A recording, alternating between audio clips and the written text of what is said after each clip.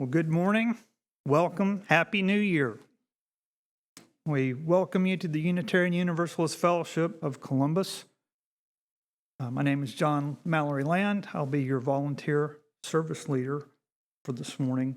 We are an inclusive community of folks, encouraging one another as each of us travels a unique, personal, spiritual journey. Some of us regard this as a religious community. Some think of it as a spiritual fellowship. For others, it's an ethical oasis. Any which way, it's certainly a coming together of people we love and people who love us. As we support each other in our own respective searches for truth and meaning, we also take action together to strengthen our fellowship and to make our local community and the world better places to live in. Well, now Whittaker's going to play for us. Our offertory is Piano Sonata in G major, Allegro ma non troppo. Our offerings, big and small, strengthen our fellowship. Whether they are offerings of money or of time, talents, and energy, they are given and received in the spirit of grateful fellowship.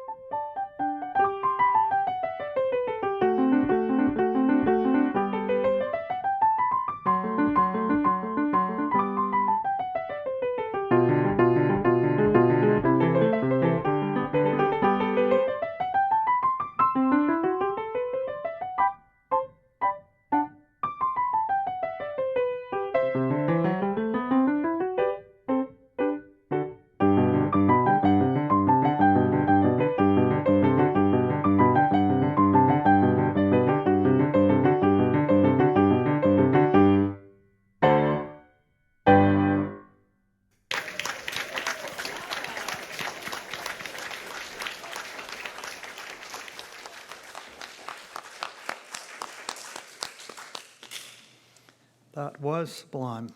Thank you, sir. That was just great. Now I'm going to do a reading, and if you'd like to follow along, you may again do so here on the screen or in the Singing the Living tradition. It's number 666, portentously, perhaps. The Legacy of Caring. Despair is my private pain, born from what I have failed to say, failed to do, failed to overcome. Be still, my inner self. Let me rise to you. Let me reach down into your pain and soothe you. I turn to you to renew my life. I turn to the world, the streets of the city, the worn tapestries of brokerage firms, drug dealers, private estates, personal things in the bagged lady's cart. Rage and pain in the faces that turn from me, afraid of their own inner worlds. This common world I love in you, as the lifeblood of generations who refused to surrender their humanity in an inhumane world, courses through my veins. From within this world, my despair is transformed to hope, and I begin anew the legacy of caring. That's from Tandika.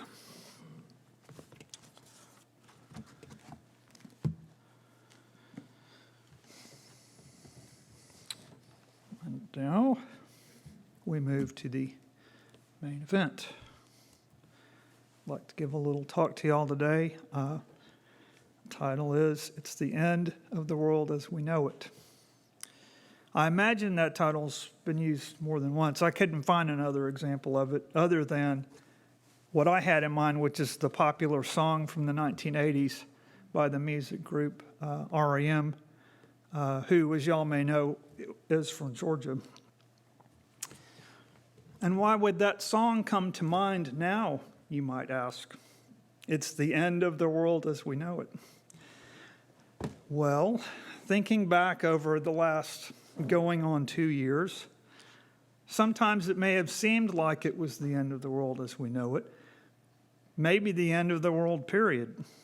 All you have to do is watch the network evening news on a given day, and you could walk away with the impression that we're doomed.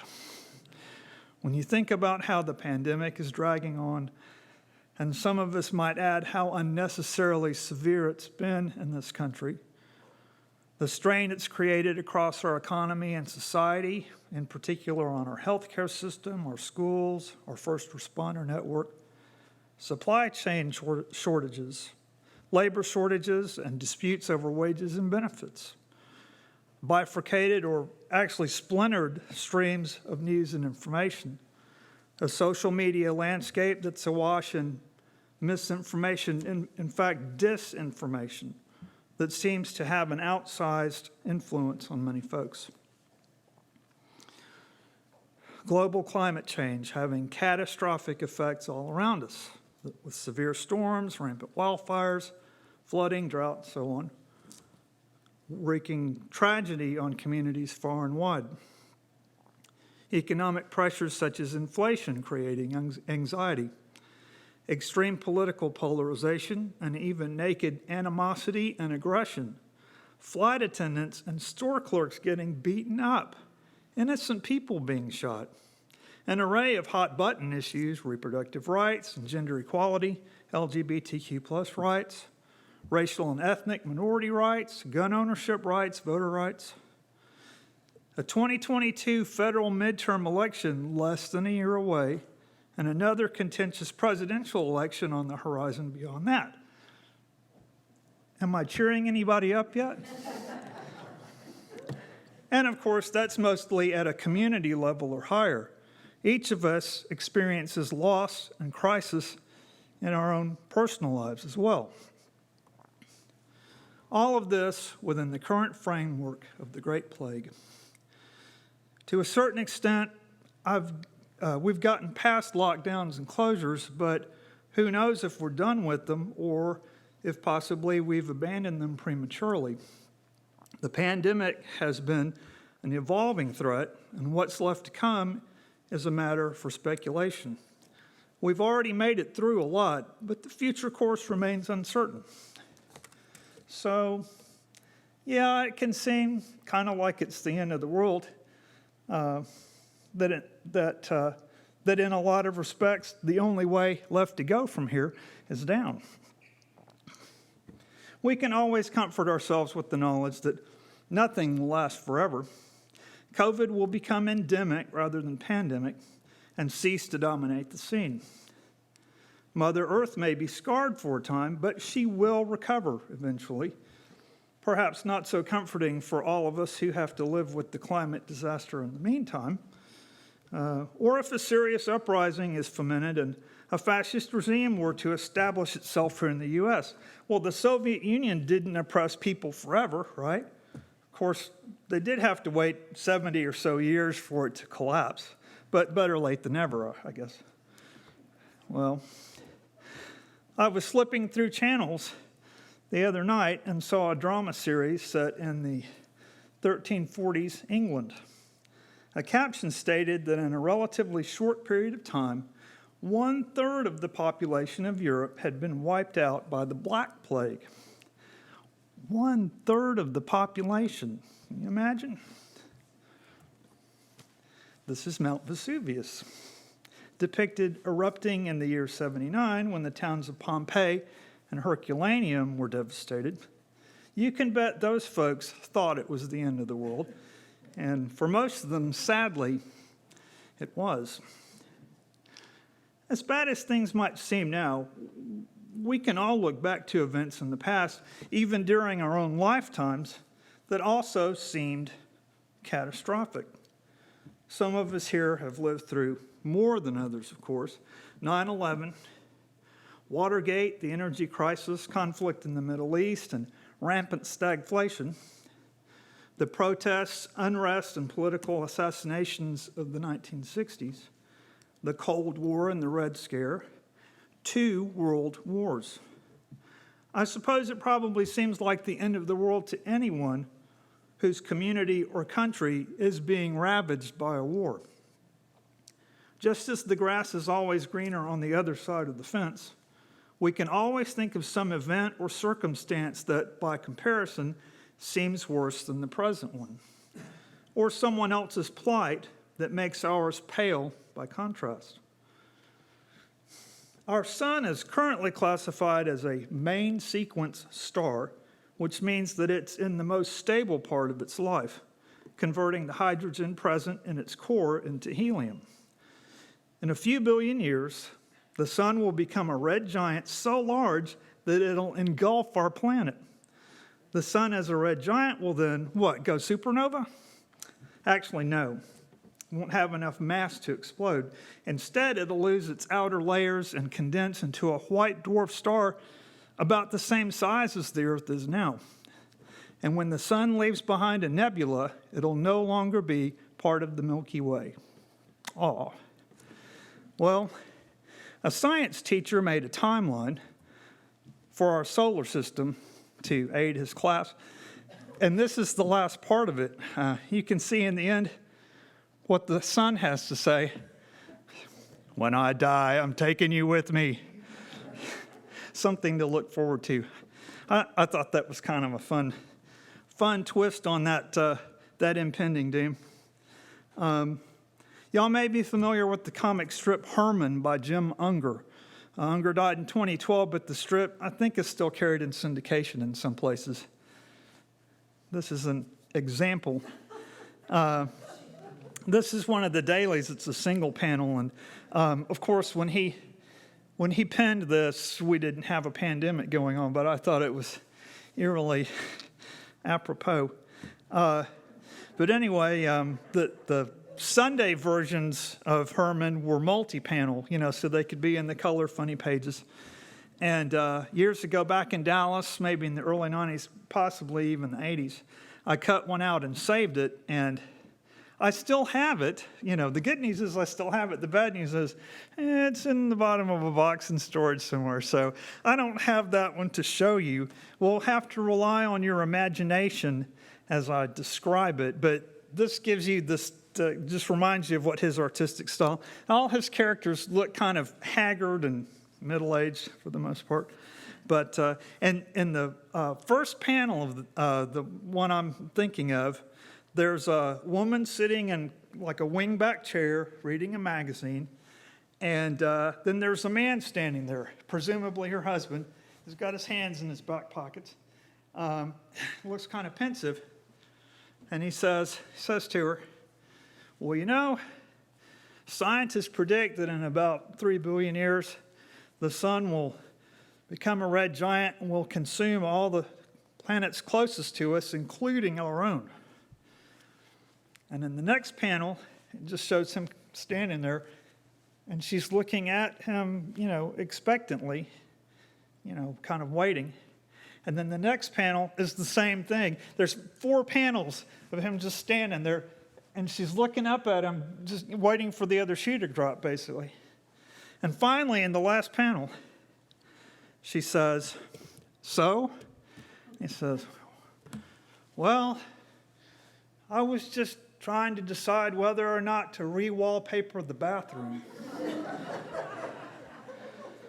So you see, it's all about perspective. Yes, there's doom way down the line, but is that really something worth worrying about now? It's kind of like the mythical asteroid that, it's going to hit the Earth and, cause massive destruction. Well, what are the odds? I mean, really, is it something to lose sleep over? And there's crisis and upheaval now that's real, but how bad is it really? Thinking about all the problems we're facing, they're really first world problems, right? I mean, we've talked about this before. I'm pretty sure none of us here have to walk a couple of miles with a bucket every day in order to have water in the household. We get upset when the system is disrupted some, but we live in a relative life of comfort and plenty as compared with a lot of folks in the world.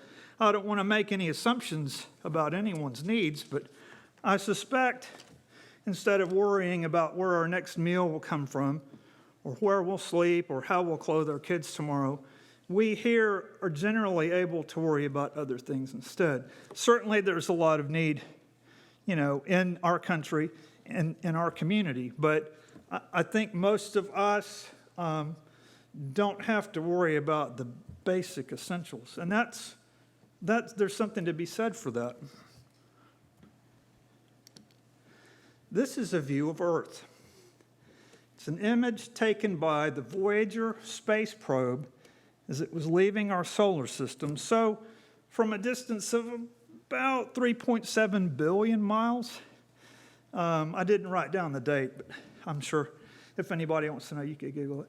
That tiny, almost imperceptible speck is us. I mean, minute. And everything we know on our entire planet is contained in that little tiny speck. The grand scheme of vastness of the universe, and across the span of eternity, what's going on here and now is minuscule and fleeting. It's all just temporary, right? I personally subscribe to the notion that the meaning or value of that anything holds, we have assigned to it. There's no inherent significance in anything. Of course, we've inherited ideas of meaning and symbolism from our forebears, and we collectively, at a closer or broader level, agree to a shared understanding of meanings of various things. But none of that is intrinsic, is it? For billions of years of Earth's history, before anything like humans showed up on the scene, things didn't have meaning because there was no need for it, and no one, as far as we know, to appreciate or to even understand the concept of meaning. So, what I take from that is that we have the power to decide what's important, to determine whether something even matters or not, and whether we're going to let some given thing discourage us or not. Our third principle states in part that we will encourage one another to spiritual growth. I like to think that part of fulfilling that goal is simply encouraging one another. One of the ways we find hope is through encouragement from others. And another way we find hope is through the act of encouraging others around us.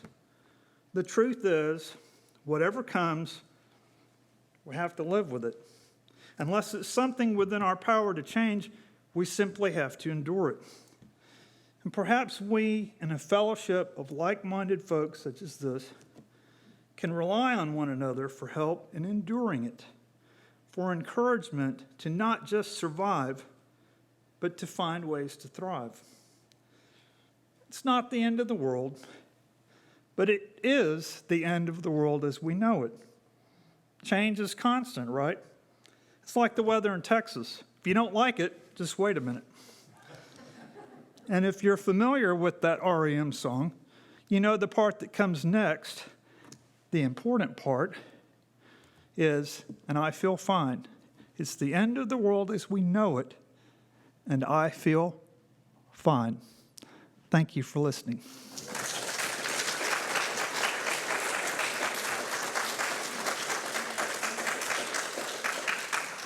And welcome comments, questions. Also, if you have a technique for maintaining hope, or if you'd like to share what you're hopeful about, that would be awesome too. Yes, Hal?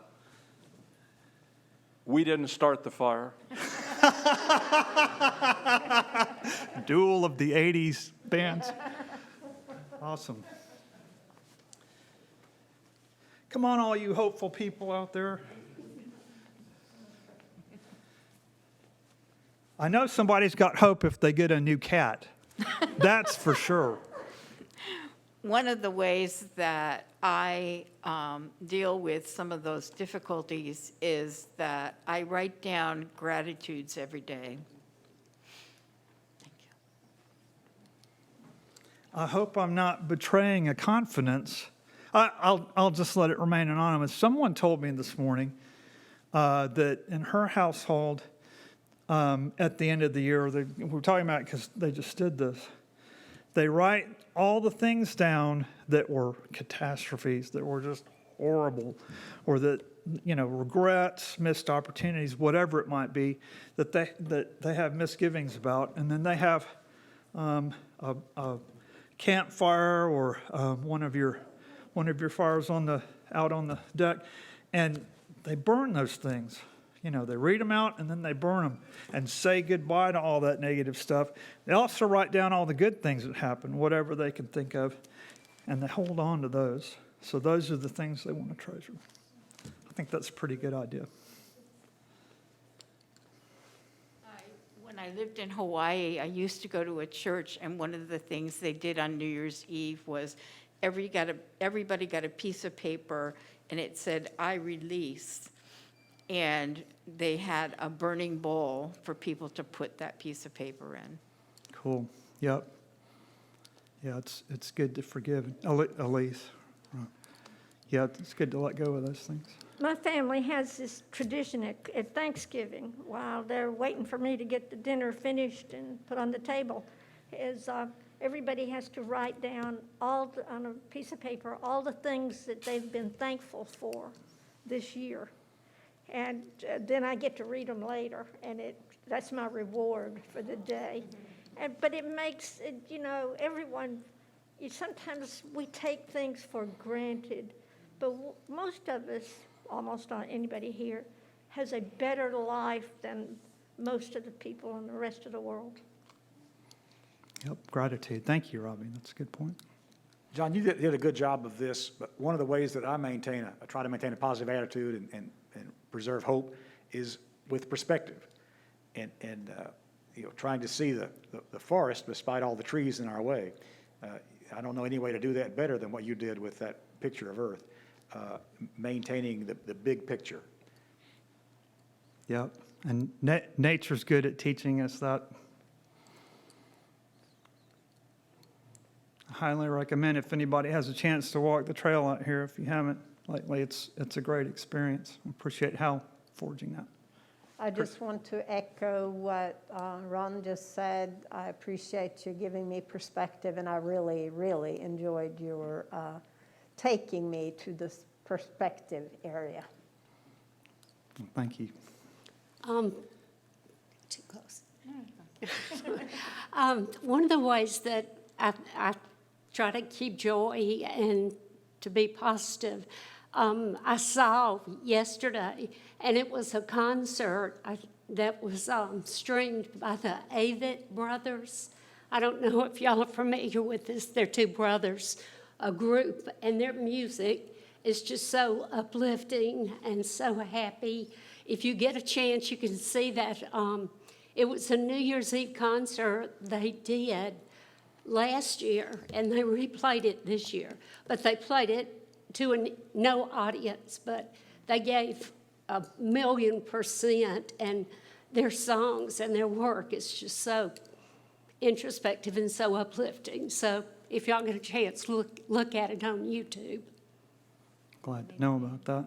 Avett Brothers, A-V. Avid Brothers. Avett, Avett. yeah, with the T. They're good. Thanks, Judy. Anybody else?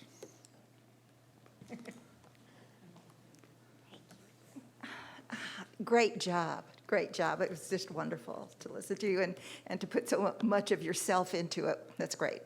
While you were, again, with the picture of the earth from a distance, I was thinking of Bette Midler's song, From a Distance. So if you have a chance today, listen to that. It echoes what you said. Thank you, John. Yeah, I'll give that a listen again. Thank you, Helen. I appreciate it. Well, thanks for everyone's sharing. That is always uplifting to me.